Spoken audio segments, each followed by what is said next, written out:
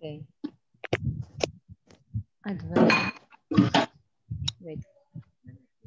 Okay, harap.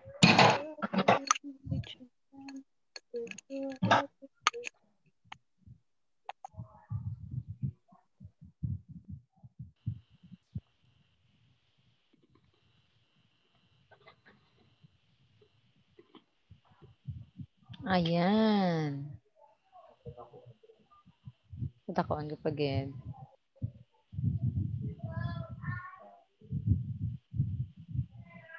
Okay. Sige. Sige ah. Pwede na ta siguro ka start. Kay daw almost ara naman ang tanan. Si Efren na lang, si Jobert. Okay, among wala. Si si Jojo, oy, Friday pa na siya maka-join sa aton. So kita lang guro ma-start na. Sige ah. Mga muyo kita. Pwede ko ma-request si Keith. Keith, pwede ka ka-open sa prayer, Keith. Thank you. Yes, ma'am. Yes, thank you, Keith. Let's pray. Lord, thank you, Lord, for this wonderful day, Lord, nga gingather mo kami there, Lord, to study your word. Yes. Lord, as we study your word, please prepare our hearts, open our heart, O God. Yes, Lord. Matundaan namon, Lord, ang dapat among matunan, O God. Purify our motives, Lord. Purify our intention, O God. And Lord, bless also Ma'am Jonah, Lord, as she teaches us, Lord. Yes, Give her, Lord, knowledge and heavenly wisdom, Lord, that comes from you, O God, na himay-himay, Lord, maitudlo gid sa amon, Lord, ang dapat namon matutan, O Lord. Thank you, Lord. Lord, we pray also, Lord, sa mga classmate namon, Lord, na coming pa lang, O God. Lord, ikaw, Lord, ang mag bless ta ila, Lord, nga ang pag-join nila dire sa amon nga klase, Lord, maging smooth lang, Lord, kag wala hindrances, O God. Yes, Lord. Lord, madaboy. Salamat. Bless our night, O God. Bless this evening. Yes. Thank you, Lord. Amen. Okay. So, I think it's an amen. Kaya daw nautod si Keith sa pagambal amen. Sige. Okay. Now, everyone, welcome sa aton nga klase. Thank you, good Keith. Welcome sa aton nga klase. Ara na kita subong sa lesson 6. So, we are moving on. Kaga sa ini nga gabi, we will be touching books of history. So, we will be touching Kings and Samuel. So, ini nga mga libro ang aton nga matandog sa ini nga gabi. And that we will be talking about the formation of the kingdom. Mabagita nga sa iniya nga time ang aton gani title, we call it Kingdom United. So last week ang aton nga topic was about Judges. So nagtandog kita sang duha ka libro, that is the Book of Judges and the Book of Ruth. So sa ini nga gabi, part sang aton nga discussion is ara pa siya nagasulod sa Judges, but somehow dire-diretso na ini sa mga books nga gina-mention ko kagina. Now, we will be talking about Kingdom United. So, sa aton nga topic, we will be talking about the life of Israel as a nation, nga may ara na sila hari. So, this time around, it's a United Kingdom.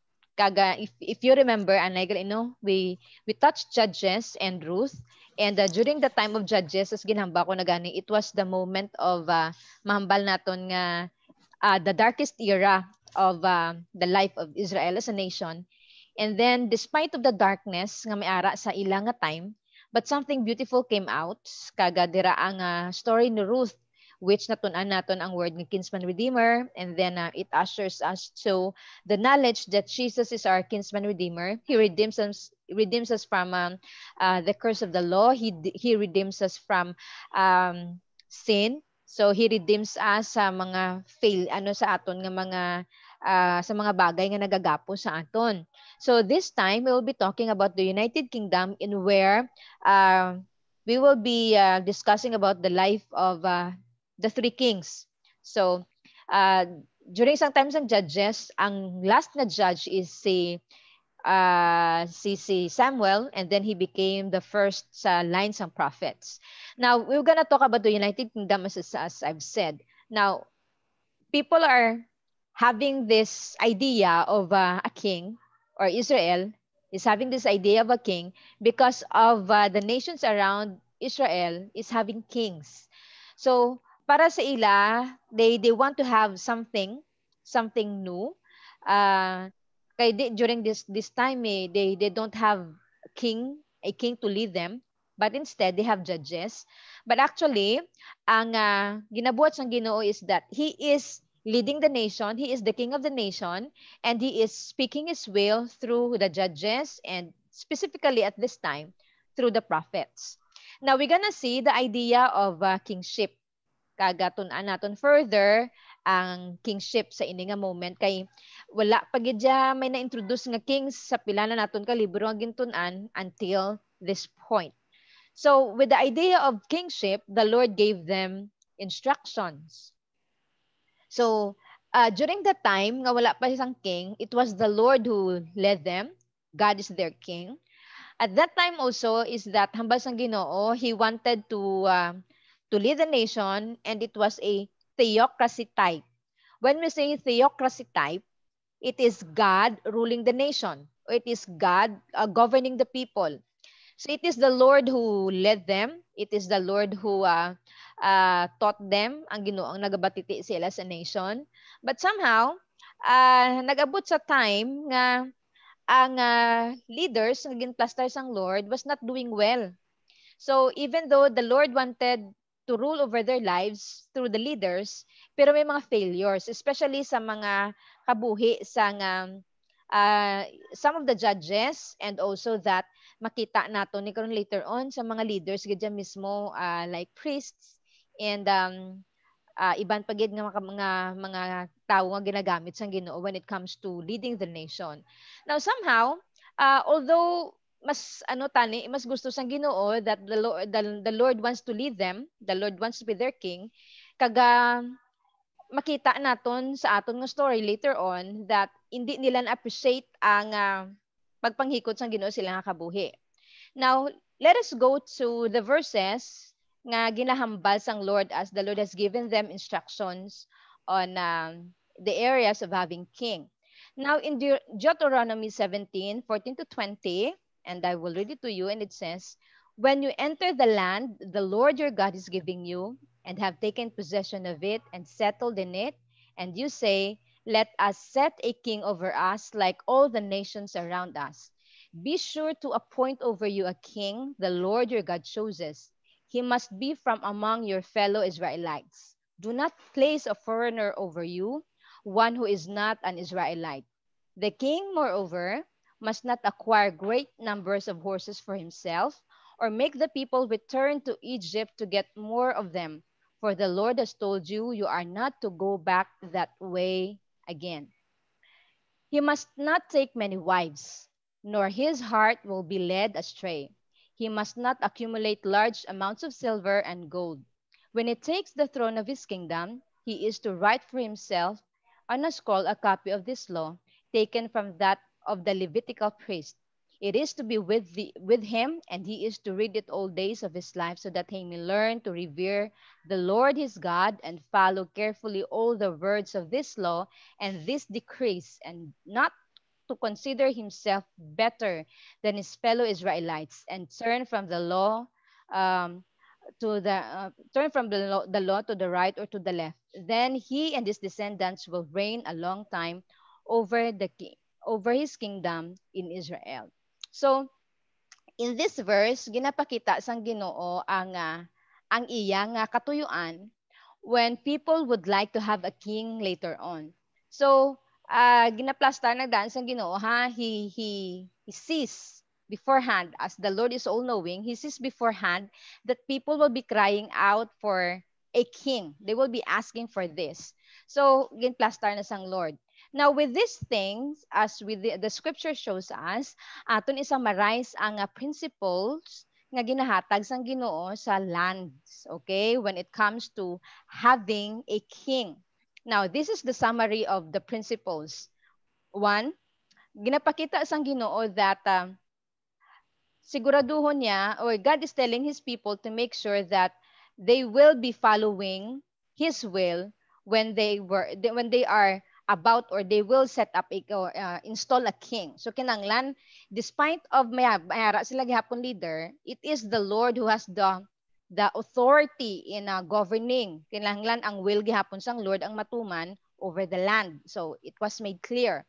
Also that kinahanglan kung magpili sila sang ilang nga king, it should be a person from among the Israelites. Kailangan Israelita sa hindi pwede magpili sang lain nga rasa o kung sino pa man. It should be Israelite. So amo na ang pinakauna nga gina-recommend o ginahambal gid sang Ginoo sa ila. Now, also that hindi lang siya basta Israelite, but he should be a leader, a godly leader that wala niya ginaset ang iyang hearts into acquiring wealth. It should hindi dapat malamon ang iyang kabuhi of having gold and silver. So kinanglan ang iyang motivation, it's not to have more para sa iyang galingon, but it will be more on serving the people. Now, he also should be a leader nga kinanglan siya family oriented, or somehow mamba kita ganito kagina hindi siya kinanglan magpadamo asawa, although sa ilang time it is acceptable, but the Lord is requiring them nga hindi magpadamo sang asawa. Now, number 5, it tells us that that person should be committed to God's word, as it was commanded nga basa Ginoo sa ila, the king should have a copy of the word of the Lord. May ara gid siya mismo ya, kinanglan siya mismo may ara siya ugalingon nga kopya. So that means to say kinanglan magpa-copy siya o magpasulat siya, and then it is somewhat near him so that ma-meditate niya, mabasa niya, because amo ni ang ilang kumbaga ilang rules, or diri siya magakuha sang iyang talamdan on how to lead the people, and also knowing God's will. So he must be acquainted with the word, and he must be meditating the word, so that ang will sang Lord in ruling pahibalo siya, acquainted siya dira. And that also lastly, a leader or a king should be the humblest servant, or the humblest Israelite among. So kaya naipakita nga it's ang kingship, being in the position, is a privilege. Kag dapat gamiton ini in such a way that is pleasing before the eyes of God. So amo ni ang mga gina-require sang Ginoo, kag ginapangayo sang Ginoo sa mga kabataan niya when they will be setting up a king, or ang iyang rule when someone would become king. So kinahanglan i-take note gid nila as ginabutang sa posisyon ang mga hari, kag magpungko ang sa posisyon ang hari. Now, in the future reigns of Israel, ang ining principles should be observed. So as much as possible, or as long as nga ang king is dependent on God, padayon ara ang prosperity, ang blessing, ang success, ang victory sa ilang mga endeavor, ginatagaan sa favor ng Lord. But on the other hand, kung ang ini nga mga kings wala nagatuman sa ginapahimo sang Ginoo, definitely ang ini nga king will be dethroned kakson sa sang Ginoo. So later on you will see that when we go to the other lessons, makita naton kung paano mag-rise and fall ang mga kings sa time sang kingdom. Now, let's also go to the point or the moment ano bala ang rason kung nga nagpangayo sila sang king. So there are things that move them or compels them nga nagpangayo sila sang king sang Lord. Nagpangayo sila mismo directly, they went to Samuel and say, you give us a king. So in 1 Samuel 8:1-5, and it says, when Samuel grew old, he appointed his sons as Israel's leaders. So kabataan mismo ha sang high priest, kabataan mismo ni Samuel ang nangin leader. Mga nagiging plastarman nga leader sa Israel. Okay, the name of his firstborn was Joel, and the name of his second was Abijah, and they served at Beersheba. Verse 3 it says, but his sons did not follow his ways. So if you remember last week, ang topic natin, we ended up learning about the life of Eli, who was the high priest before Samuel. And makita natin nga although okay si Samuel, okay si Eli as the high priest, but his sons were not. So wala nila ginatagaan sang honor, sang respects ang Lord, especially when nag-offer ng sacrifices. And on the other hand, we saw Samuel also nga hindi man manami ang ginaubra sang iyang kabataan. These are the high priests of the nation, and these are the sons. So nakita naton diri nga although ang ilang parents are good leaders kaginatangla sang bugos nga Israelites, but yet their hearts are not fully committed to follow the ways of God or the will of God. So makita naton diri again, and the scripture says that may mga dishonest gain, they accept bribes, and justice is not really given to those who deserve to be given justice. And so this is the reason why nga naghambal ang mga Israelita, you give us a king. And they said, you are old. Daw hindi nami pamatian, no? Porque tigulang na, baka you are old. Tigulang ka na. So that means to say you are incapable. You don't have the strength. Do somewhat amon na. Do hindi ka nakasarang mag-lead sa amon. And then plus look at your sons. They are not doing what they're supposed to do. So tagai kami hari. And hambal nila, you give us a king just like the other nations have. So amo ni ilang desire, you give us a king. Tagai kami sang hari. So this is the demand of the people. Now let us go further to the demands. Okay. Now so this is the demand. When Israelites saw that other nations have kings, they felt that though disorganized kitaya, it might be this is the reason why nga ang aton niya nga we are not doing well because we don't have kings or we don't have a king. So it is siguro it's much better for us to have one kiti during the time they were led by the judges as may ara need ginatugot sang Ginoo nga they will be empowered by other nations, and that when they cried out to God, the Lord will raise up judges. So somehow they wanted to have king like other nations. And also that kabataan gani ni Samuel hindi manami nga mga leader. And also makita naton that they are kumbaga hindi na sila kabalong maghulat, and that it resulted to asking, and then somehow it became a rebellion, and hindi manami kumbaga nagkasala sila sa Ginoo by demanding for a king. Okay.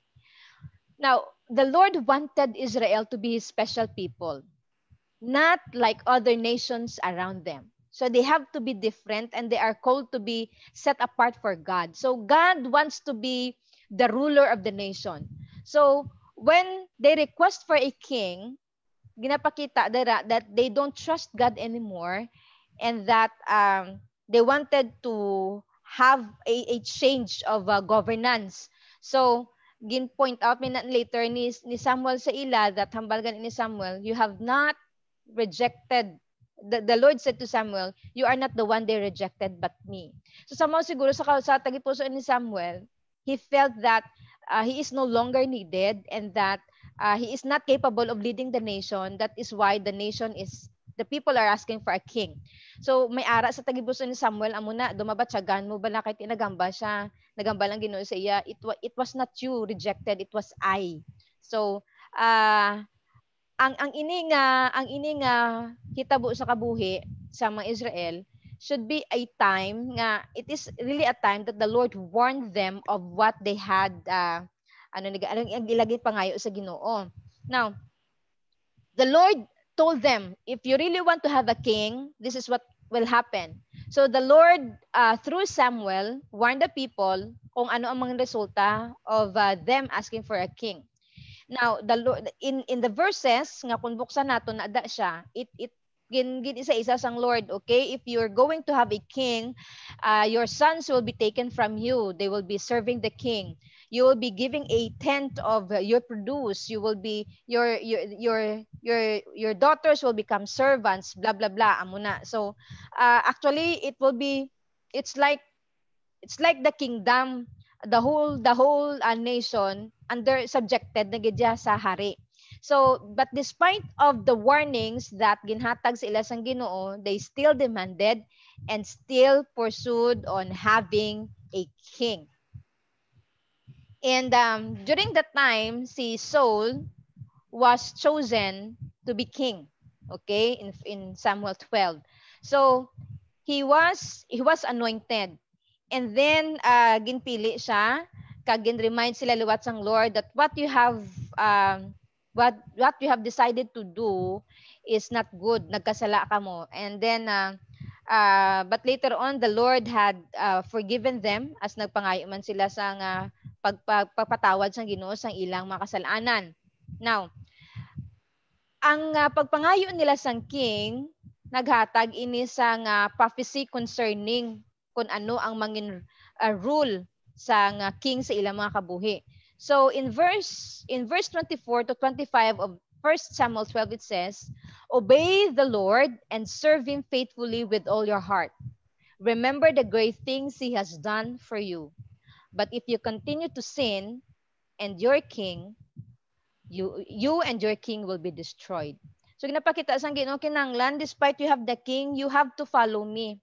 Despite of you have a king, kinahanglan ako gihapon ang higugmaon nyo. Kaya in the first place, it was the Lord who called them to become a nation.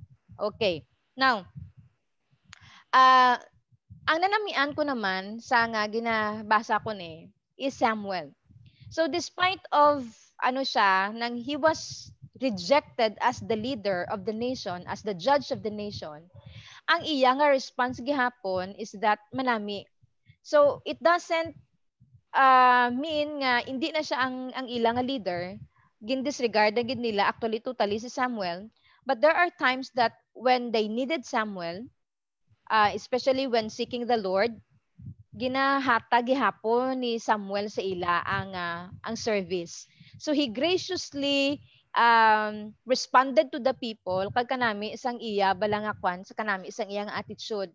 And actually Samuel became one of the great leaders of Israel. So permi siya nga ginadumdum as one of them who led them closer to the Lord. Now, so we have touched about ano ang rules ng Ginoo when it comes to kings. Kag ginapabalo na sila sang Ginoo that I really want to be king in your life, but then kung amo na ginapangayo nyo, okay, I'm gonna give you what you ask for. Now we all know that the first king that Israel had is Saul. So tun-an naton subong ang kabuhi ni Saul sa ini nga gabi. Now, let's go. So Saul was chosen as a king. Actually, it was the king was not elected, but he was appointed. And it was God who picked one. So ang pagpili sang Ginoo sang ilang nga king, kiti hambal sang mga tao sa ila, you give us a king like that of other nations. So may gina picture out na ang mga tao sang kind of king that they want. So ginhatag sang Lord kag pick out sang Lord si Saul para sa ila. And it says in 1 Samuel 9:2 that si Saul is a handsome young man. Okay? Pinakagwapo as could be found anywhere in Israel. Siya ang pinakagwapo. And that he was a head taller than anyone else. Taas siya. So we don't know how tall is Saul. But if kung 6-footer, siguro ang pinakataas sila, he is someone taller, a head taller siya.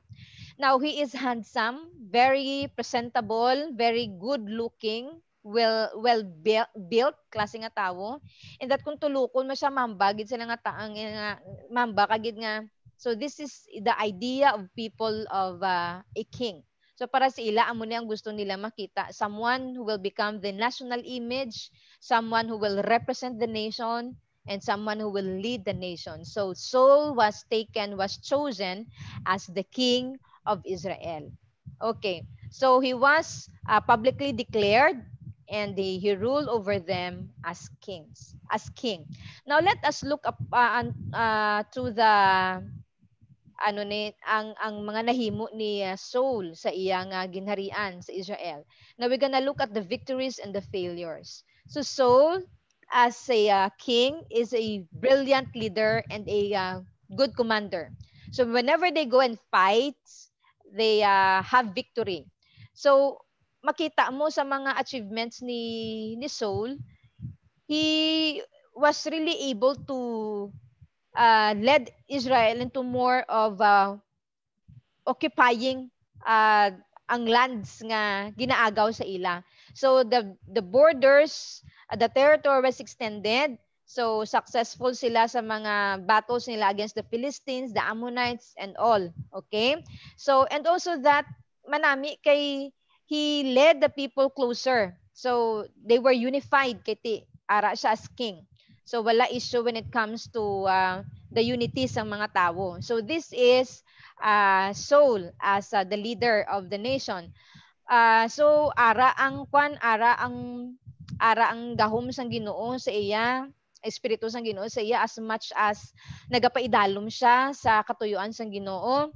But later on makita naton that imbis that he progresses as the king, hindi manami ang nagaklatabo sa iyang kabuhi. Now, nakita naton ang iya nga amat-amat nga pagpalayo sa Ginoo. So somehow he was rejected by God as a king. Okay, so he was rejected. Now, what is the cause of his rejection? Why God has rejected him as king? So makita naton kay Saul sa iyang kabuhi, ara ang disobedience sa iya. Now, and the Lord told him through Samuel, because of your disobedience, you will not continue to rule. Your family will not continue to rule the nation. That means to say the kingdom will be taken from him. Now, ang disobedience ni Saul at that time was makita naton that he may tatlo siya ka area nga kung din siya nagkasala. First thing was that he offered a sacrifice, and then he offered the sacrifice supposedly hindi ila dapat buhaton, and then he spared King Agag, and then hambal sang Lord you totally destroy tanan nga buhi, tanan kasapatan, but then natalupangdan ni Samuel nga ambo na habal ni Samuel, what is this bleating of sheep that I heard? Okay? So wala niya totally gin-obey. And then makita naton da nga si Saul, ang iya nga heart is that wala siya bala, he was being rebuked but he was not repentant. So he disobeyed by offering the sacrifices, and then he disobeyed by sparing the life of King Agag. Makita naton sa 1 Samuel King. But yet despite of it, nang hindi mo makita sa iya nga naghinulsol siya, although siguro wala man siya nalipay kiti na rebuke siya, but then wala sang change nga natabo sa iya. That the more he goes on sinning, and mas nagadip ang sala niya sa Ginoo. So he repeated it, and makita naton later on as nag-offer sa sang sacrifice niya when he spared King Agag. Ang hambal sang Ginoo sa iya is this: which does the Lord prefer, obedience or offerings and sacrifices? Rebellion against him is as bad as witchcraft, and arrogance is as sinful as idolatry. Because you rejected the Lord's command, he has rejected you as king. So supposedly i-admit ang sin, kag mag-turn, kag mag-repent, but actually ang hindi mo makita ang repentance sa iya kay wala change sa iyang action. So he was not changed, though he was rebuked. And this is the reason why nga na-disqualify siya o ginkuha siya sang Ginoo sa kingship. So it was not included in the slide, but then later on in his life, si Saul nag-consult sa witch of Endor, which is dira pagid nga ang hambal nga daan sang Ginoo sa ila. Isa man siya gani sa nag-command that you have to totally destroy, pamatson ang tanan nga na involved sa witchcraft. But then during the time that he was so depressed without someone to rely to, wala si Samuel kay during the time Samuel died already, so he has no one to turn to. So nag-consult siya sa witch of Endor, which he knows nga sala. So because of this, the Lord departed from him kag tungod wala nalipay ang Ginoo sa iya. Now while he was still living, kag ara pa siya sa position as king, the Lord looked upon the life of David nga siya ang maging next nga king. So, David was a young man when the Lord called him. So, as nakita sa picture, he was holding a harp because indeed, we all know that David is a man that worships God. He worship God whenever he's alone, he's with the sheep.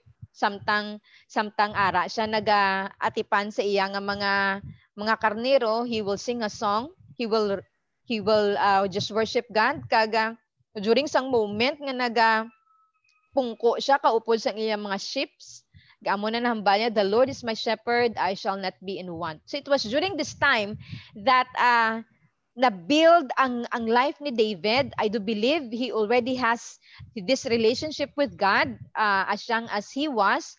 Kag padayon ini nagatubo as ginaaman siya sa Ginoo, gina-prepare siya sa Ginoo. And even as he spent his life, his youth as a shepherd, ang mga experiences niya, nagamit niya, and that nakita naton nga he did not remain as a shepherd, but he was chosen by God to be king. So ginpili gid siya sang Ginoo. Now let us go to 1 Samuel 13:14 that says, "But now your kingdom will not endure. The Lord has sought out a man after his own heart." So this is the verse that says that Saul was rejected as a king, and that has may nakita na iya ang Ginoo nga person nga gusto niya nga mangin king. And this is the type of a person that really that God wanted to be king. Amo niya ang person nga gusto sang Ginoo mangin hari. Not that kind of king that people demanded. So as pagpili ni gani sa iya, paghambal sang Ginoo sa iya kay Samuel, when Samuel saw Eliab, okay, hambal ni Eliab, I think this is the man. Kiti he is also a tall man, a handsome, good looking, kag may kumbaga may bearing siya as authority figure, pero hambal sang Ginoo wala ang Ginoo nagatulok sa physical appearance ng man, but he looks at the heart. Now, David was anointed as a king. So after nga naka-recover na, I mean, when the Lord told Samuel, okay, you tatapa na nga pagmourn, go and appoint someone to be the king. And so it was Samuel also who anointed David to be the king. Amo ni gani nga ginatawag si Samuel the anointer of kings, kay sa iya nga lifetime may duwa siya ka king nga gin-anoint. And so David was anointed, and from that time on the spirit of God was upon David. So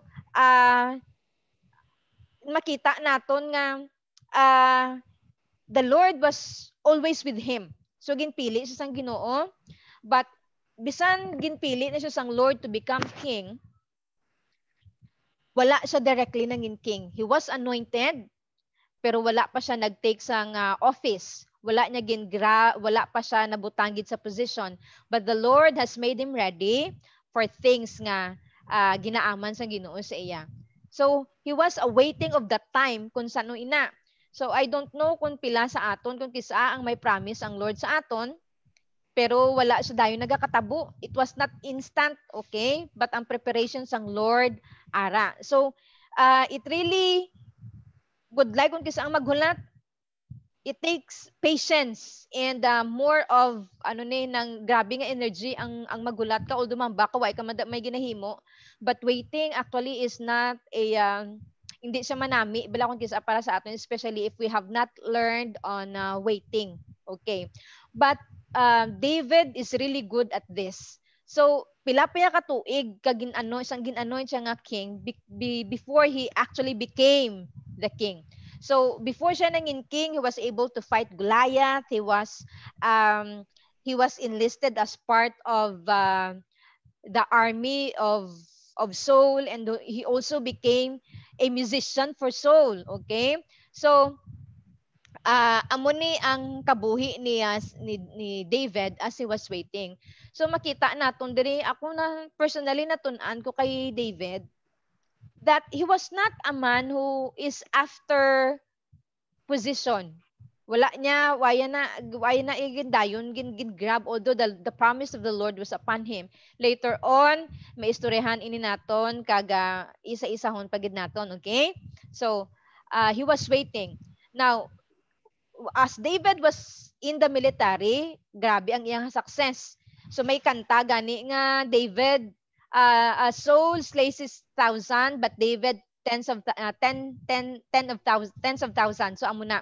So makita diri naton nga ang iyang nga victory or ang iyang career as one of the military of Saul nag-increase, mas nakilala siya sa mga tao. So he has this courage in his heart to fight against bisan sino man nga enemy. He was able to fight Goliath. Kiti ang balyagani, I was able to kill a lion and a bear. So ang courage ara siya, he was not that afraid to face bisan ano pa nakadako sa nga iya nga sang iya nga kaaway, because he has that experience of the Lord's protection while he was tending his sheep. So ara gidya ang kamot sang Ginoo sa iya. So his victory brought him to the attention of the people, kag nangin popular siya, more popular than Saul, and this caused Saul to be jealous of him. So and later on gani nangin parte pa siya sa pamilya ni Saul kay ginhatag si Michal sa iya as his wife. So the Lord is drawing him closer to the calling sa ginaman sang Ginoo sa iya. Now, nahibaluan ni Saul, deep within him, he knew that David is a threat to the kingdom. But despite of how many times na ginplot nga patyon si David, the Lord has protected David. So the more that he is pulling David out sa iya nga kabuhi, the more pagid nga mas nangin closer si David sa ila nga pamilya. Jonathan, who is an heir to the throne, became David's best friend. Now, para kay Saul, David is a threat. Kaghambalid ni Saul, Jonathan, hindi ka dapat makipag-close sa iya, kay ti kwaon niyang ginharian sa imo. But to Jonathan, he knows in his heart that David indeed one day will become the king. So, because of the plot against Saul, against David, so nagapinalagyo ya si David, and he made his may ara siya nga headquarters sa Ziklag, where the outcast, ang mga problematic nagakadto sa iya, kaga nagasik sang refuge, and he became the leader of these people. Now also that despite sa mga dangers, grabe no, makita naton, may call ang Lord. He was anointed, he was chosen, but yet hindi man namin ang nagaklatabo sa iya, still he submits himself under the will of God. So, amo ni si David. Now, in 1 Samuel 24 verse 6, it says, makita mo din, amo na ginhamba ko kagina. This is David saying, he said to his men, the Lord forbid that I should do such a thing to my master, the Lord's anointed, nor lay my hand on him, for he is the anointed of the Lord. There was a time, so saan ni ginhambal ni David, there was a time nga ginlaot siya ni Saul, and then David has his chance to kill him. Hambal sang iya nga o isang iya nga warrior, so niya, just tell me, kay siling niya, kaisa ko lang ni siya, patay ni siya dayon, isa ko lang siya iguon, patay ni siya dayon. But David said, no, do not touch him. Hindi siya pagtanduga. For David, he in his heart, makita niya, although ang ini nga tawo, my father-in-law and my king, hindi man nami ang iyang attitude towards sa akon, though I have done him no wrong. But despite of it, gin-honor ni David ang posisyon ni Saul because the Lord anointed him. Tika pares mo lang silang anointed and nahambal ni kag nasara sa heart ni David that I should respect him because God has chosen him. And hindi man nami nga kumbaga para sa iya luiban ang iya nga master. Now with this side makita naton actually if the Lord has promised David to become a king, this is the shortcut of getting the kingdom or getting the promise kumbaga. Kaya nga the only hindrance to the throne is Saul. Pero kay David wala yan agin consider. Wala yan agin planuhan ng amuna. To eliminate Saul is to have the throne. Although it was promised by God to him, pero wala ni David ginhimo ang isa ka butang nga pwede maka-disqualify sa iya as next to the throne.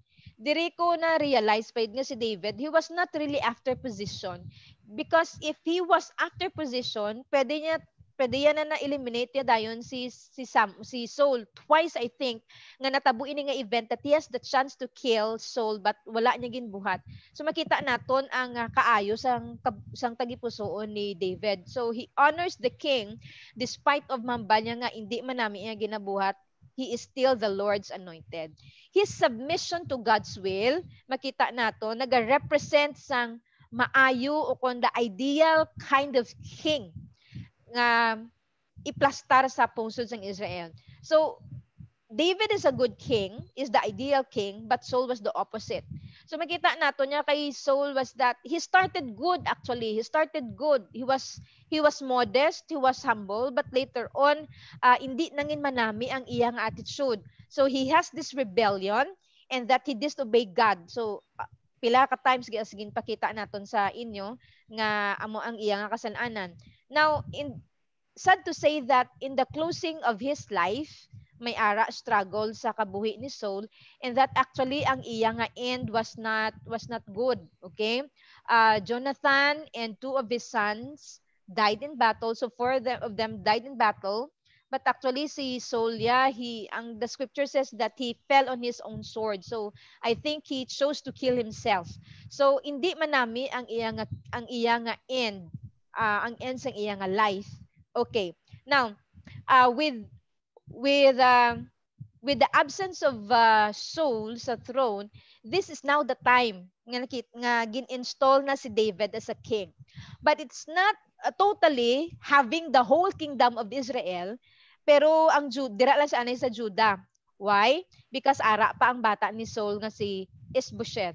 So, when Saul died, so acknowledge na, gin-recognize na si David sa Judah as the king. And so he was anointed and he ruled there for 7 years. And then later on, makita natin si Ishbosheth, he was reigning in the rest of the tribes of Israel. Siya dito ang hari. But it comes to a point that David was not only ruling in Judah, pero amat-amat na nga nag-rise siya into power as the descendants or the family of Saul nagawiken ang ilang power, but David was now rising. So may ara na ano ni gani amat-amat nga pag plastar sa iya sang Ginoo, and then eventually ang bata ni Saul was murdered by his captain. So it was the time that David now is ruling over all Israel. So after 7 years, nag-rule na siya dayon sa bugos ng Israel. Now, the nation coming into one. Wala na sa conflict within the nation. It has only one king. So, makita naton dire that he was anointed. The people gathered and then he was declared as the king. And makita naton diri nga padayon ang submission ni David sa Ginoo bilang king. Okay.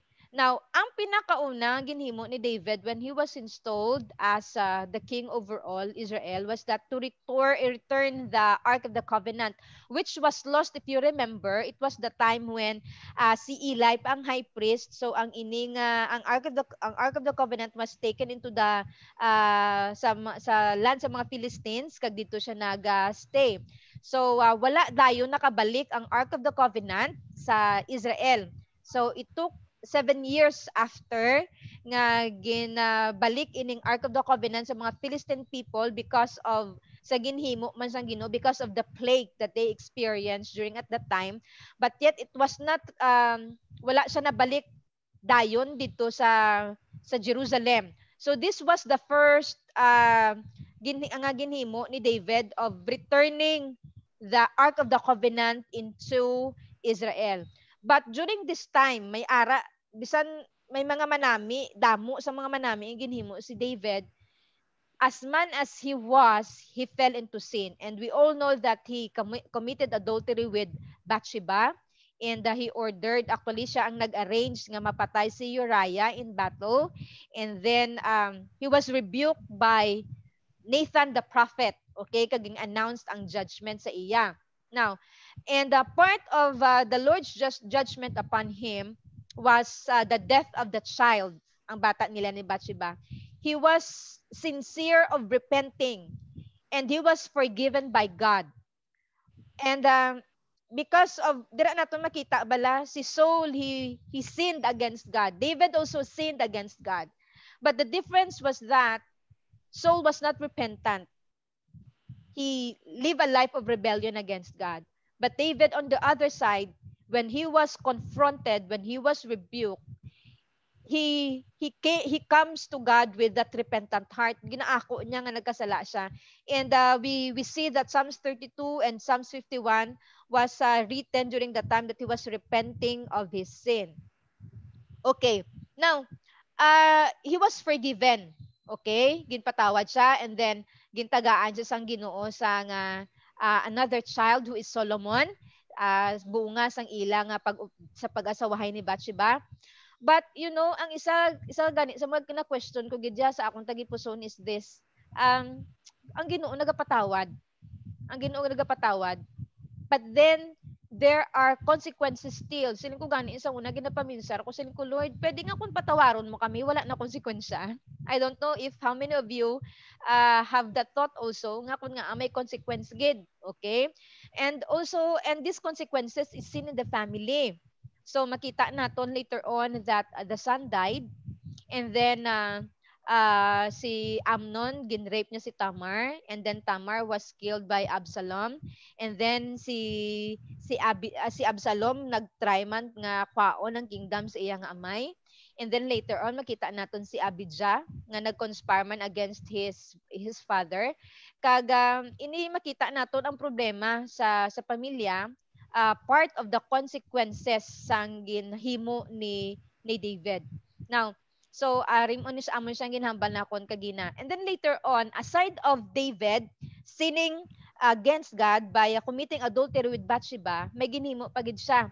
He numbered the people. Nagkuha siya sang census, okay? So, he numbered the people.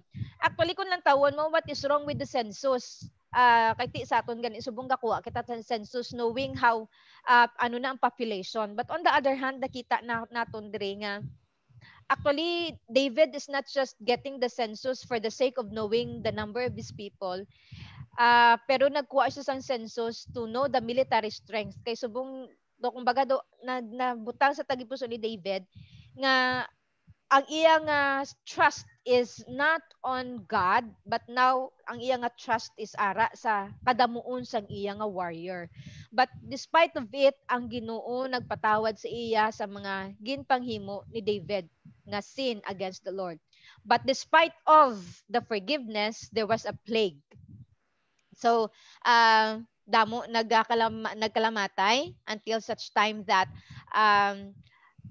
nag-stop ang killing, and that naghambal si David that mahimo sa sang sacrifice, I mean mahalad sa Ginoo, And then he bought a land from Arauna, and then he said that I will not offer anything that cost me nothing. Ang mga ginhambali actually hindi man siya mag-offer sang something nga wala sang value sa iya since grabe ang nagkalatabo. So he wants to repent of his sin, and he wants to make it right.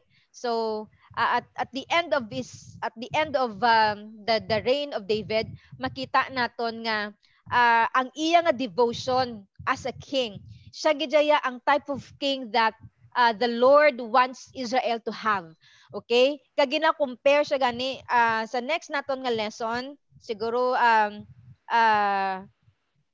after sini or the next lesson pagid, makita naton ang mga kings, and then good kings will be gina-equal siya kaya David, if not kay Jeroboam siya. So amo na basta evil ang king.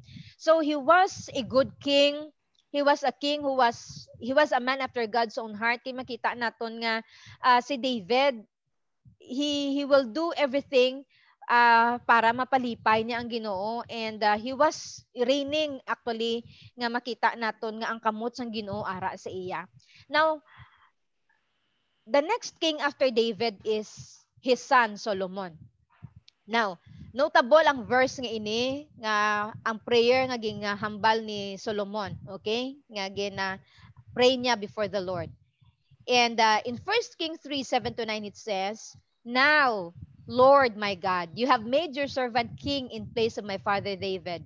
But I am only a little child and do not know how to carry out my duties. Your servant is here among the people you have chosen as a great people, too numerous to count or number. So give your servant a discerning heart to govern your people and to distinguish between right and wrong. For who is able to govern this great people of yours?" The Lord was pleased with Solomon, and that Solomon asked for this. So God said to him, "Since you have asked for this and not for long life or wealth for yourself, nor you have asked for the death of your enemies, but for discernment in administering justice, I will do what you have asked. I will give you a wise and discerning heart, so that there will be never have been anyone like you, nor will there ever be. Moreover, I will give you what you have not asked for, both wealth and honor, so that in your lifetime you will have no equal among kings. And if you walk in obedience to me and keep my decrees and commands as David your father did, I will give you long life." So diri makita naton ang padayon kiti the Lord made this covenant with David, that David, in your lineage, in your family, kings will spring from. So amo na yung promise ang Lord sa iya. Now, the kingship was given to Solomon. Solomon started good. Kagrabe during this time na gidjaya ang Israel as a nation. So it was the time where the Lord has let other nations see kung ano ang sahi isang nation if the Lord, if God, if the nation, the ano ni gani ang nga pungsod nagaserbisyo kag naga-follow sa Lord. So it was this type of kingdom nga gusto ipakita sang Ginoo. Once you have me as your king, you follow me, I rule among you, blessing shall be with you. So din pakita agid sang Ginoo sa ila kaga in the wisdom nga gingrant sang Ginoo kaya Solomon, he was able to lead the nation. So makita naton ang obedience resulted to success. Kay tiamo ning plano sang Lord, if you follow me, I will bless you. As he said in Deuteronomy 28, but it magpalayo kamo sa akon, you will disobey me, curses will come to you. So during the reign of Solomon, grabe ang pagtinad sang Israel. Normal na sa ila ang bronze and silver. Grabe ang wisdom nga may ara sa hari. Now even other nations like Sheba, the queen of Sheba would come and then pamatian si Solomon kung ano ang iya nga wisdom. So ang greatness ni Solomon became far and wide, as in nami ang ginplastar gid sa Ginoo. The nation was truly established firmly, strongly. Kaga wala sang war at that time, sang si Solomon na nag-reign. So Solomon ruled for 40 years. he began in greatness. So nagpakita sa iyang Ginoo at the time when he was asking for wisdom. The Lord was pleased with him. And so he was, kung anong ginpangayo sang Ginoo mo maginatag sang Lord sa iya. So he was really known of his wisdom. Kaga makita naton gani actually ang first nga naging desisyonan niya is ang duha ka iloy nga nag-agaway sa isa ka bata. And so dira na display kung ano kaalam si Solomon because the Lord granted him to have wisdom so that he can govern the people. Now, he loved God.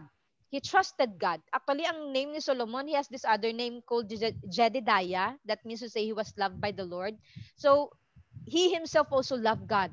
So, during his reign, makita naton, we read the songs, we read his writings, damo siya sang nasulat. So, he wrote 3,000 proverbs, kaga inaara tanan na preserve sa Old Testament. He also wrote songs, and so he wrote the Song of Solomon, okay, and portions of Psalms also were written by him. So, amo ni si Solomon.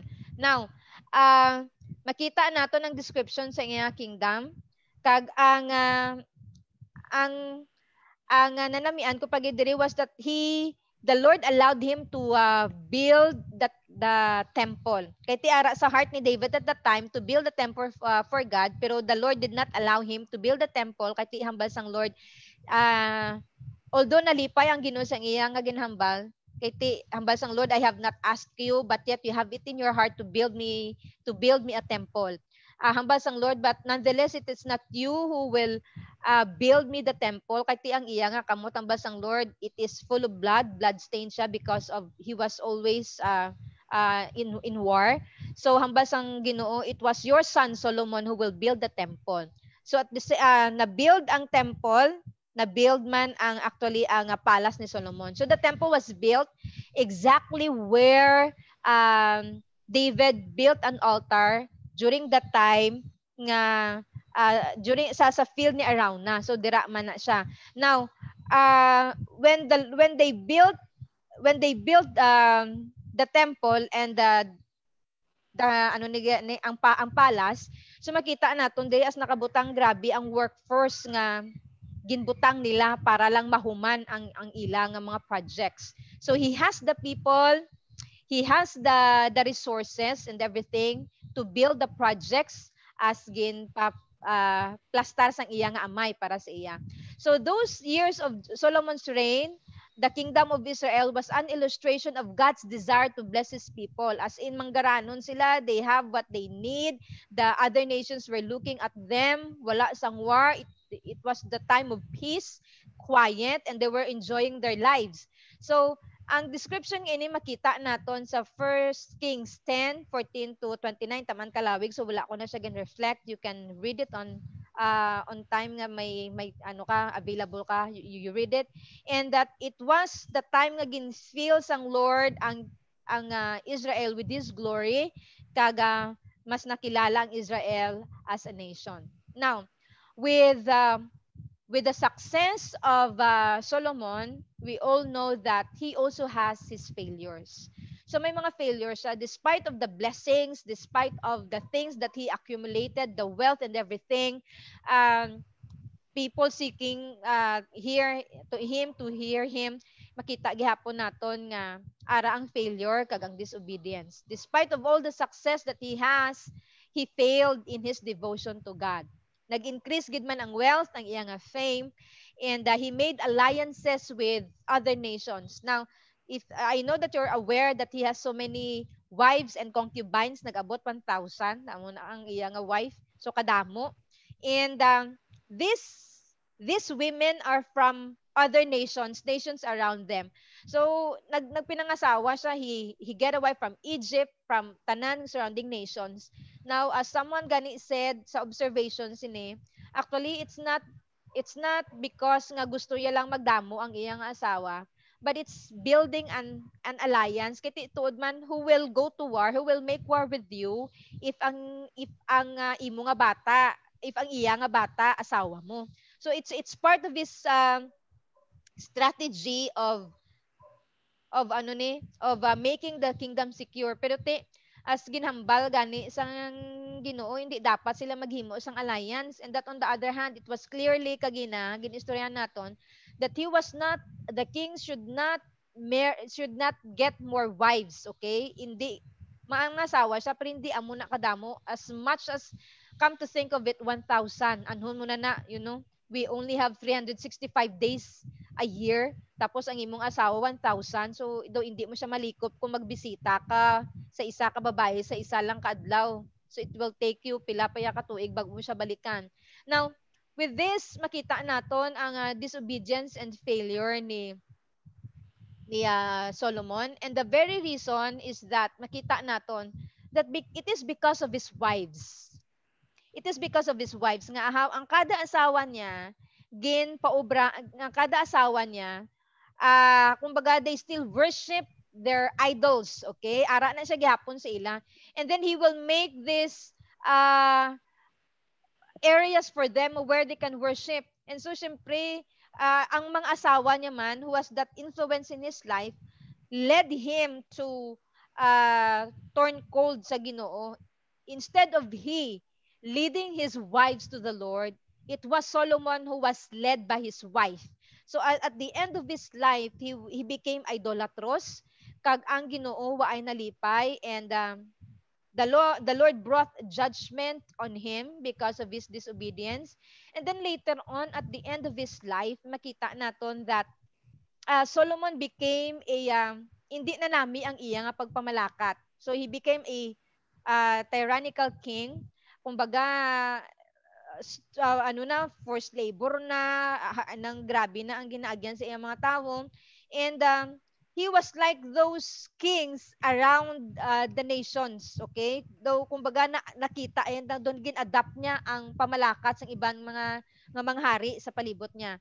And when he died nga ara na ya ang nation sa greatness, but on the other hand, it was about to fall.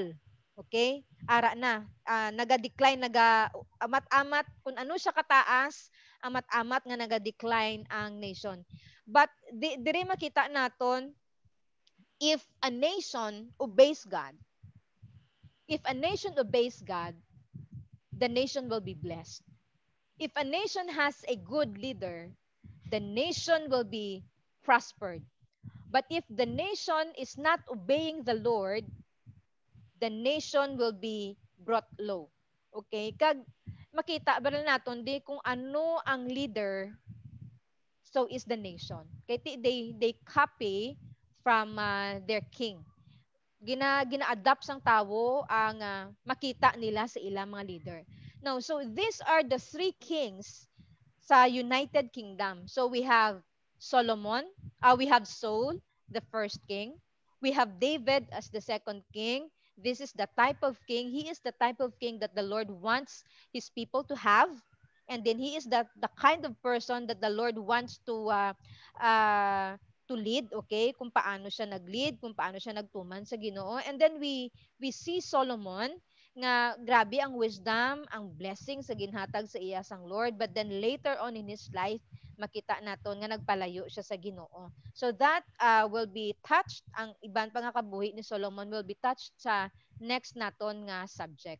So this is the lesson about the United Kingdom. Now, by the way, because ang aton nga time actually is nang gamay siya, so I will be sending you tomorrow, gina-arrange ko pa ang summary na something outline sa nga book of Samuel and King, so that may ara kita further study regarding sang iban pagid nga bagay nga wala naton diri natandog, kay mas manami kon mas maidiran pagid ninyo. Personally, you can study regarding sa nga other events, other informations that we need to know regarding this book. So I will be sending that to you tomorrow. Okay, so ipadala ko na, iplastar ko lang gid, and then you read it on your own, you study it, so that madugangan ang background naton regarding Kings and Samuel. Okay, so diri nag-end ang aton nga lesson for tonight, and i-open naton ini for Any discussion and question, insights, okay? Insights learnings naton regarding sa atong nga topic sa ini nga gabi. Okay. So we open this now for questions that you have. As much as I can, I will answer your question. Pero kung hindi ko masabat, then I know that Pastor Nelson is with us to help us in addressing the question that we have tonight. Okay. So, may ara bala kita mga pamangkot? May ara bala kita insights? Is there anything that the Lord has spoken to you while you are listening to the lesson? Kaya I do believe samtang naga-lesson kita, nagapakighambal ang Ginoo kag may ara siya magina-impress nga truth sa aton. So you can also share that one to us. Okay? Yes. Anyone from the group? Okay, naga-download pa? Nagapulo pa minsar pa? Si Ada, basta magngirit ni si Ada, may gina-formulate sa nga question siya nga panghuna-huna. Sigurado, gay ko na basta nag-home na si Ada. Sige, whenever you're ready. Ay, mamangkot ko pala kayo, di ba? May ara nga part sa may kay Soul, bala. Sang, di ba napatay na to si Samuel? Okay. Tapos ging sumon niya. Ging sumon niya. Okay. Ano niya to na mo? Or ano to siya? Ang Witch of Endor nga nagkadto to siya. Okay. Okay. Now, paano yung ginhimo? Paano ginhimo ni Saul? Yung na istorya yan si Samuel nga ginambala. Di ba ginambala pa sa Samuel nga patay na sa nga ginsumon pa sa. Okay. Now, actually, it was during the time nga nabatyagan ni Saul nga daw wala na siya kakampi. Kumbaga daw he is facing this great battle and then wala no one to support him kay during the time fugitive na si David mo, so he was running away, so wala na siya sang katimbang kung doon mo na, and then wala na sila may ginadalaganan kung isang una, if they will go to war, they will seek of Samuel and ask, shall we go to war? But during that time or ginapamangkot nila, will balas ang Lord? Will the Lord give us victory whenever we go to war? So amo na ginaobra nila before going into battle. But at that time wala na siya pamangkutan kay patay na si Samuel at that time. So ginapamangkot mo nga anahimo ya to. So amo nang sabat gani kay nang wala siya no one to turn to. Pero on the other hand, siguro gusto mo ipamangkot paano nag-come up si Samuel. Okay? Oo, paano nag-come up si Samuel? Patay na siya. Patay na siya muna. Oo, now we believe that ginahambal sa Biblia nga once ang tao na patay, hindi na siya pwede magbalik. Okay? Wala na. So, nagbalik siya. Yes, actually hindi na siya. It was not Samuel at the time. Now, ginahambal sa Biblia, hindi na siya pwede kabalik. Hindi na yan gina-state ginada. Now, in 2 Samuel 12:23, naghambal diri. But now that he is dead, why should I fast? Okay, sorry, sala ni. Okay, yes, kaginambal ni si David ini nagambal. Kung napatay ng isa ka tawo nga ma-fast pa ako, hindi ko na siya pwede maibalik. Then he will said, I will go to him, but he will not return to me. So, clearly, even at this time, they know that si David, nagambala. Clearly at this time, nakabalo sila that no one ang napatay, hindi na siya pwede magbalik. And I do believe that is clear to us man subong. Base ang iban malapit ng November naga-celebrate sang Halloween kay ti amo na ang time nga nagabalik ko nung kala ginadumdum ang patay, pero we know that they cannot. But pamangkot sinuto siya. So actually it was not Samuel. If you are familiar with amo na ginatawag nga familiar spirits. So these are the spirits nga acted like the person pero they are not actually. Okay? They are demonic. So wala na ya nang ginistoryan ganila how can a person call someone sa afterlife. Okay. But it was not the spirit of Samuel, but it was a demon impersonating Samuel. The voice, the builds, ang iya nga tanan nga tindog. So it was not, so hindi na siya matuod nga si ano to siya nga si Samuel to siya. Now remember that the enemy can lead us, can do like can deceive his people, can deceive the people, especially if hindi kaya grounded sa words ng Lord. So if you have remembered sa Acts 16:17 nga may ato to siya nga babae nga nagaupod-upod sa kanday pole nga naga-cry out nga you listen to these men kaya they are teaching you the way to salvation. She knew why, because of the spirit inside the woman. Pero hindi na siya ang espiritu sang Ginoo kay we know that wala sang kumbaga ang gahom nila is counterfeit and it's more of deception, kag it was a fake appearance. Okay, so ang hindi nga babaye, they are into deception kag naga-deceive sa mga tao. You remember sang gintun-an naton sa Exodus that when Moses performed a miracle by turning his rod into a snake, ang magician was able to turn their rods also into a snake, but it was the power of God, it was not the power of God, it was the power of their magic, and their magic hindi niya gahom nga gikan sa Ginoo but ini gahom gikan sa kaaway. So it was not Samuel. Okay da? May further follow-up ka? This is Saul, malamang sang napatay sa diin siya nagkadto. Si Saul diba, napatay siya nga nag-suicide. Doon nag-suicide sa. Mm-hmm. We know that it's not really good to take our nga kwaon nga nato niya ang aton nga kabuhi kay tihambal sang Ginoo. He only has the right to magkuha sang aton nga kabuhi. Siya naghatag, siya man ang makuha. Now hindi ko masabat ang imo nga pamangkot because on the other hand wala ako may nabasahan kon bag-o bala napatay si Saul na ginulsol siya sa Ginoo, bag-o siya bala napatay, he was able to call upon the Lord. So hindi ko siya masabat kundiin siya nagkadto aktualidad. Honestly, I cannot tell. But we know that bibisan sa end sang katapusan sang kabuhi sa isa ka tawo, if he committed a mistake, but then may ara siya chance nga maginulsol, amo na ginatawag nga saved by the bell, maginulsol siya sa iya ginbuhat.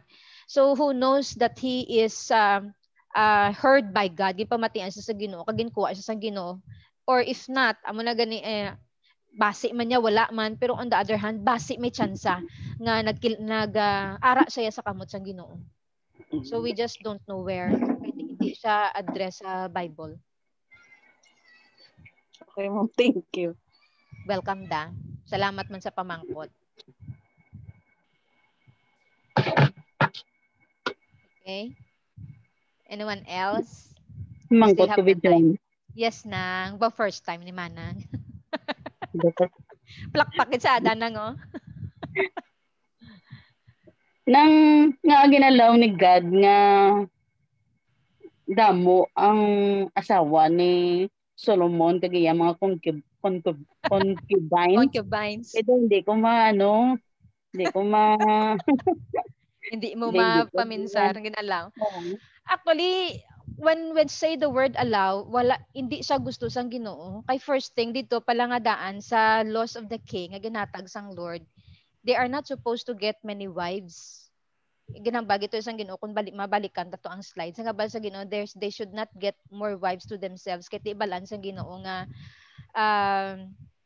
kumbaga do part man gani sa New Testament kay ginahambal na gani sa aton subong niya, gina-require lang sa mga leaders is to have a wife or a husband isa lang gid, so that dira naton makita bala ang pag-atipan man kiti kung magdamo imo asawa, damo imo bana, daw hindi na siya kumbaga how can you manage the family. But the point is that hindi siya will sang Lord. Hindi siya will sang Lord nga mag-asawa siya, magkuha siya sang damo. He acted in disobedience. Kaga iya to ya own choosing, kumbaga iya choice nga mag-asawa siya bala sang damo nang. Kay ti ang iya ginapaminsar because of of the wisdom that he has, kay ti amo ginapaminsar niya, the military strategy niya in keeping peace with nations around them, kay ti damo man gihapon ang nagavay, nagaaway, nagakontest nga kwaon ang Israel. Iya to ya mismo pamaagi, it was not really God's will, it was against God's will, kay ti ginhambal na sang Ginoo sa iya kung it was not allowed kiti iya gihapon nga choice. And later on makita naton gani nga it was his wives that led him away from God.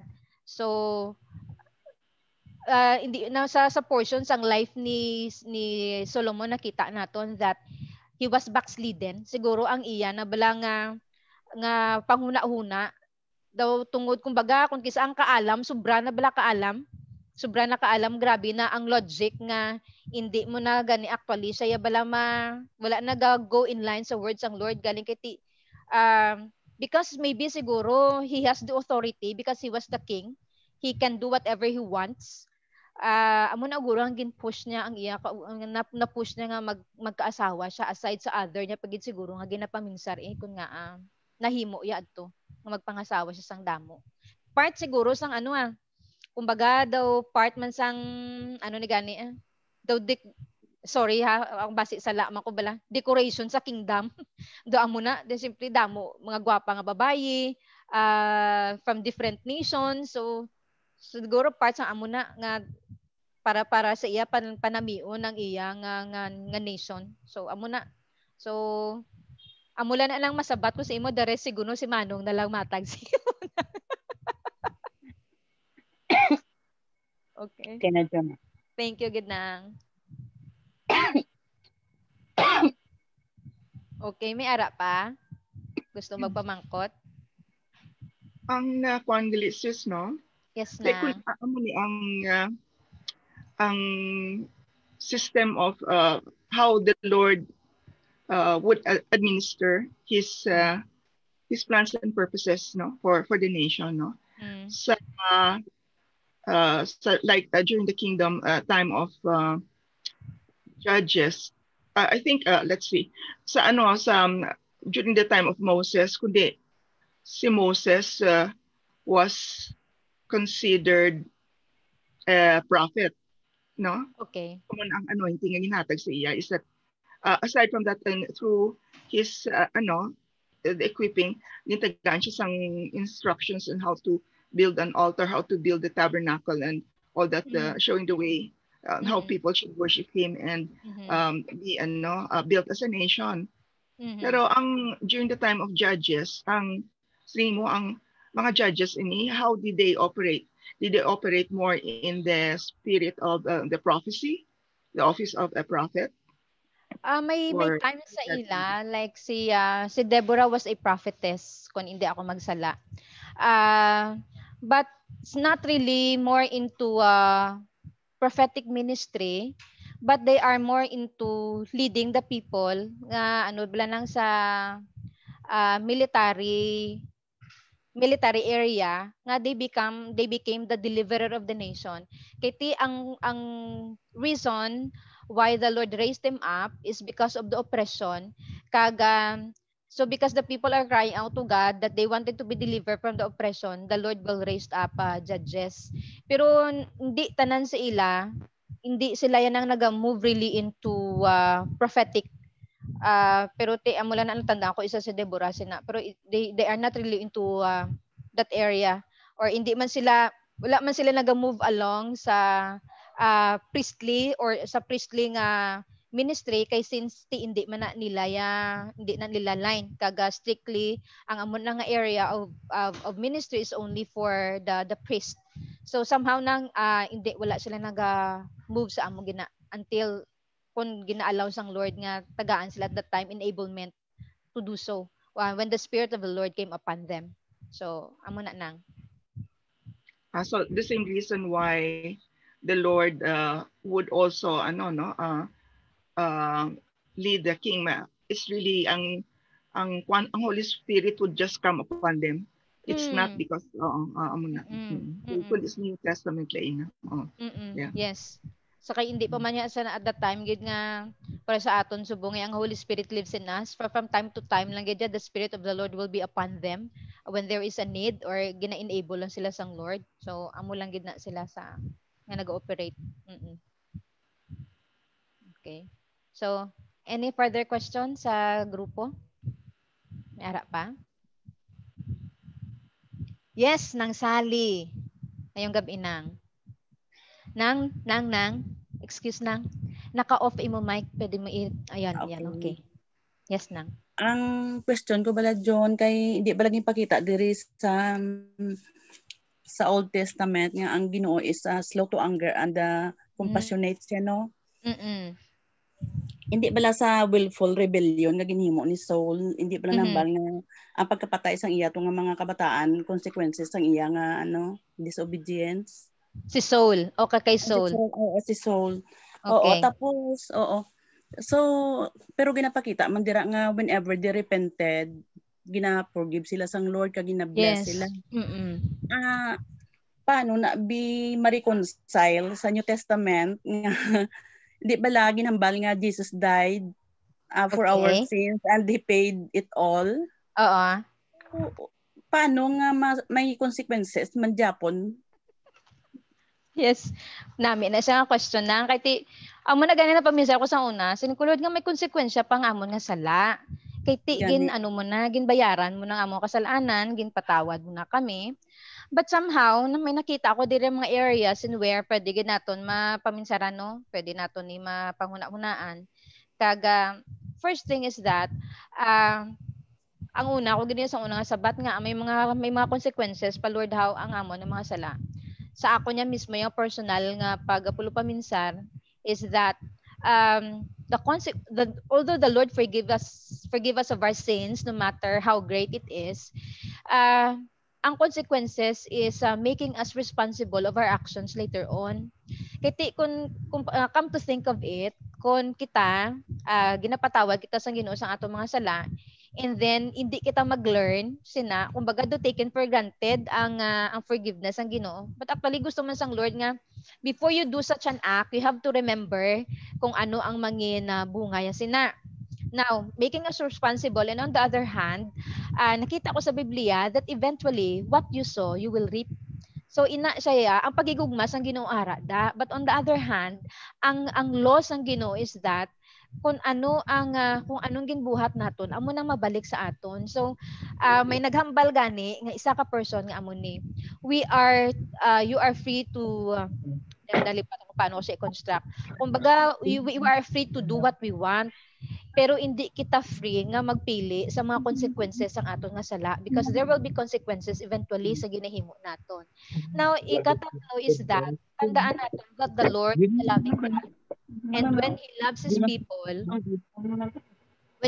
people, surely that He will discipline His people.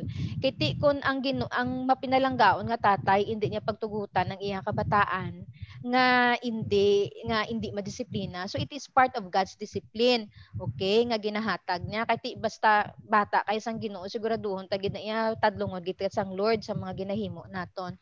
On the other hand, makita nato niya nga may difference between forgiveness of sin and the consequence of sin. Okay? Ang Lord nagapatawad sa sala naton, pero ang mga sala naton niya nga ginakomit, may ara na siya may negative result gid siya sa aton mga kabuhi. So may ara gid siya konsekwensya. Now, on the other hand, amo naghaba ko gani kagina, no? Iliwaton ko lang what we sow we really reap. Okay? And the last siguro is that ang mga konsekwensya, ang pinaka-end ni, it will lead us back to God. Na ginatudlo bala sa aton, we are living the wrongs, ang wrongs naton, ang mga sala sa aton, dapat magpabalik sa aton kung sino ang Diyos sa aton nakabuhi, that we should not be living a life like this, or kung ano madang kasalanan nga nahimo, but we have to gina-point kita balik, ginapakita ang sala sa aton kag ang consequences ang kasalanan in order to restore us back to God. So dala na gid sang kumbaga amo na pakita sang Ginoo mo that ginaklaro sang Ginoo sa aton liwatang ba ako gani ginahambal na sang Lord ang Deuteronomy 28. If you have that time, you open Deuteronomy 28 because in Deuteronomy 28 it says of the blessings and the curses whenever we obey, the blessings whenever we obey God and the curses whenever we disobey God. So ginapapili ng kanadaan dito sang Ginoo mo, will you obey me? You will have my blessings. If you disobey me, then you will have the curses. So so kumbaga ginabutangan nagkatangadaan kurit sang Ginoo para mahibaluan naton kag maghalong kita kung ano man ang aton nga buhaton. So dugang ko John. Yes, para clear, para clear kay karon lawig na siya. Ang Ginoo ta wala agad change. He is still the same. Both ang iyang being judge and being a savior on the person of Christ. Bali, from the very beginning, God is always a God sa isa ka extreme that He hates sin. So that means hindi na niya makwa na He will judge sin. That's why from the very beginning, emphasize na niya, once you rebel against me, you will be destined to die. However, ang ginimo na ni Christ when it comes to is an expression of the grace of God. That instead sa Old Testament na in order for them to be cleansed by their sins, grabe pa na ila sacrifice, they have to offer this, offer that. Pero si Jesus Christ na yagin padala na siya para sa tanan na sa aton that we don't need to kill animals in order for us to be cleansed by our our sins, no?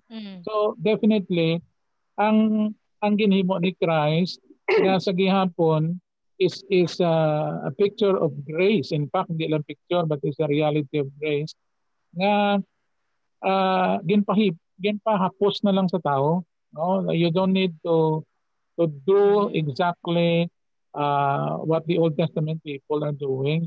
So even though gintapos na ni Christ ang sacrifice niya, for as long as we live on earth, although nakabaton ka na kay Christ and you're still rebelling against God, so there is always a danger. Kasi ang matutuod balaan nga pagbaton mo kay Christ, you are moving from faith to faith mo. In other words, why ka nagabalik sa imo old self? You are moving towards righteousness na. So that means if you keep on sinning, after all nga nabaton mo na si Christ, it shows that you are not actually totally committed to Christ. That's why nga may ara kita parable of the seeds. No? So there are 3 different kinds or 4 different kinds of seed to, di ba? Ang tatlo ka mga soil, amo tong negative. That means questionably ito kasi hindi good soil. So kung sa mangkuton mamangkot sila, nabaton ko na si Christ o nabaton niya na to si Christ na ang hindi pa to siya assured na ma-save siya. It's probably because of the three negative seeds na ara sa tagipusoon ng tao. So ikaw maka-evaluate are you in the 4th seed, which is the good seed? That means ginaya assurance, ginaya nga you are totally all the way changing your life from the time you receive Christ up to the end. But nga, may ganaya nagbalik-balik sa old mo nga life. Kasi mo namba sa Bible, if any man be in Christ, is a new creation. The old has passed away. That means you don't go back to your old life. You move towards newness now. Every day is a new day for you to live for Christ. So that means, kung nang ikaw mo sa mambal ka nga siling mo, I think nabaton ko na si Christ na ang may tendency pa. Because probably you are not sure whether you are committed to Christ or not. Probably bangod lang gid ang assurance of going to heaven, but not on the lordship of Christ. Kasi kingship and lordship, kung isa dira natin na-fail ang Ginoo. We want Him to be our Savior, but not our Lord and not our King. So dira ang failure ng Kristiyano.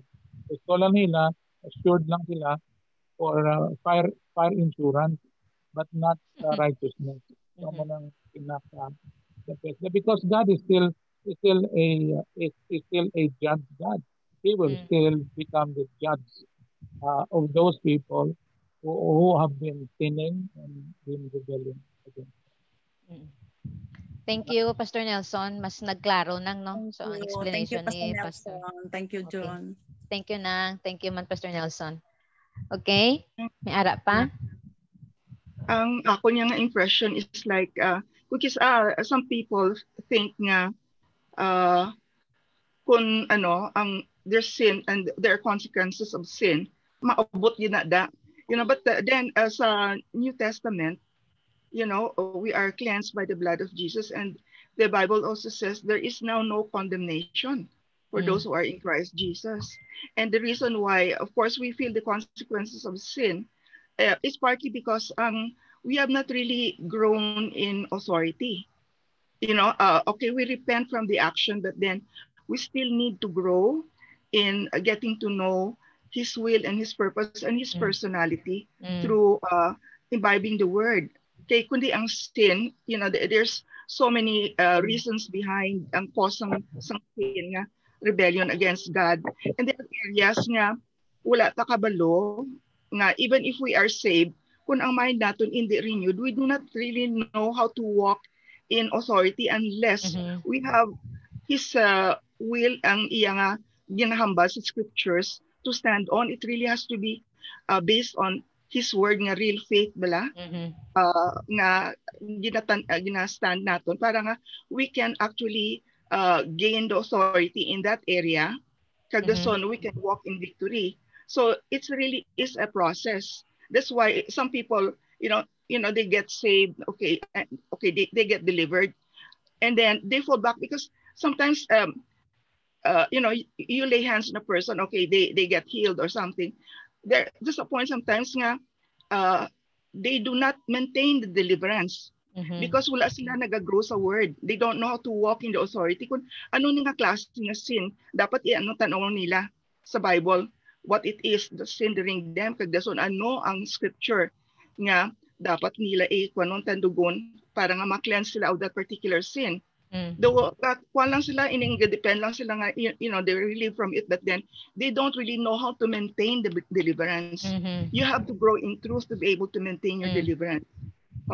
And avoid the further consequence. Kaya all things work together for good. No? The Lord will always turn something good out of something, and there's grace for you to stand on to be able to grow out of that. So amo lang na ako nga take, you know, there's no condemnation nga feeling nga you're stuck in that cycle, you know, because the Lord will always give us grace to move up and even grow and overcome, you know. Ang kwan. Thank you Nangsan sa mga gina-share nato nimo nga insights. So salamat kid. Okay. Someone else may ara pa bala nga gusto mag-share or questions nga we have to be clarified with. So pwede pa nato ina mabuhat. Anyone? Okay. Wala na. So medyo naglinong na, wala na sang may gusto pa mag-additional. Okay. So I hope nga ang aton nga lesson sa ining gabi naghatag sa aton pagid sang additional wisdom regarding sa historical books nga aton nga na topic sa ining gabi. Kaga we will continue move on kita sa next naton nga sa Friday lesson naton will be the writing era. So dira naton tun-an ang poetic side sa aton nga books, which is Job, Psalms, Proverbs, Ecclesiastes, and Song of Songs. So amo na ang topic naton next. So we are going further kaga ikapito na naton na. Praise God. So salamat sa Ginoo sa kaalam ginhatag sa aton kag padayon sa inyong commitment to learn and to receive from the Lord sa pagtugot niya nga may ara kita online class. So thank you so much kag sa ini nga gabi. Siguro magatakop kita. And by the way gali before I close in prayer, may ara ako nga gin-send sa inyo nga evaluation form. So ginahatag naton so that we can make it better. Kiti kung hamba pa ni Pastor Abner Batan, this is a work in progress. So padayon we want to to make it better. So salamat gid sa paghatag nyo sa akon sang inyong mga evaluation. So sa kada subjects naton, we'll be having that evaluation. So every now and then pangayoon ko na sa inyo. So wala man na naton ginadalian. So ihatag nyo lang. So the first one amo to sa una nato nga subject, and then pagkatapos ang akon. So I will be asking evaluation from you so that mapanami pagid naton ang aton nga ministry, because we believe nga sa pila ka adlaw hindi lang amo ni kadamo ang aton nga students like you. So gusto naton nga mas mangin manami pagid ang service, ma-render naton nga service, so that the work of the Lord will continue to progress. Okay, so salamat gid kag magapangamuyo kita sa ini nga gabi. Lord, we thank you so much, Lord, sa mga kauturan who has the heart, oh God, Lord, nga gusto mag-learn. Kagapasalamat kami, Lord, nga as ginambal gani sa imong nga pulong. We want to meditate on your words. We want your words, oh God, hidden in our hearts, so that, Lord, we will not sin against you, so that hindi kami magpalayo, Lord, sa imo. Kag we thank you, Father God, Lord, for allowing us tonight, Lord, nga magatipon, so that, Lord, we can receive from you. Indeed, oh God, you are the Lord who reveals to us the things nga waay namon Ginoo sang waay namon nahibaluan kag natago sa amon sang una. But we thank you for revealing these things, oh God. The more that we know about you in the scriptures, the more that we stand in awe of you, the more nga ginakilala ka namon, the more nga ginahigugma ka namon, the more nga gina-unfold mo sa amon ang imo nga will, mas the more namon, oh God, nga gusto ka tumanon kag i-please ka, Lord, above all. Salamat, oh God, Lord, sa ako ng mga utod, and I ask and I pray, Father God, that you will be with them, oh God, in Jesus' name. Lord, I pray for your strength. I pray for your wisdom, Lord. I pray for your enablement. And I pray, Father God, for the Holy Spirit nga padayon nga nagapakighambal Ginoo sa amon. Padayon nga nagapakigistorya sa amon. Padayon Ginoo nga nagapakita sa amon, Lord, sang kamatuoran. We really praise you, Father God, Lord, for allowing us to receive from you tonight. Kag ikaw, Lord, ang mag-upod sa amon, bisan pa, Lord, sa pag-resume namon sa next namon nga lesson, oh God, Lord, next sa ini nga Friday. We thank you that you will keep on revealing yourself to us, oh God. Lord, we want, Father God, Lord, to know you, so that maintindihan namon Ginoo ang mga katuyuan mo sa among nga kabuhi. Kag kung paano namon, oh God, i-ready ang amon kaugalingon sa mga task, oh God, nga ginapahimo mo sa amon. Salamat, oh God, Lord, in our learnings, Lord God, wala lang hindi lang namon pag-ikip sa among kaugalingon, but we know that we will be sharing this, and we are now able to share, oh God, because of the revelation upon revelations, Lord, nga ginahatag mo sa amon sa kada lesson namon Ginoo. We thank you, Lord, for your spirit. We thank you for your love. We thank you for your moving in our lives, oh God. We give you praise tonight, Lord. In Jesus' name we pray. Amen and amen. Amen. Mayong gabi sa tanan. See you next. Halo. Mayong gabi. Good evening. Thank you, ma'am. Hello, yes, yes, Kit. Good night, friend, Jobert, Lala, Rachel. See you now. God bless again. God bless. Nangsan, mayong aga. Thank you. See you tomorrow. Da. Bye, Sally. Bye, Aldi. Thank you. Good night, Bye. Thank you. Good night, night, everyone. Bye-bye. Sis,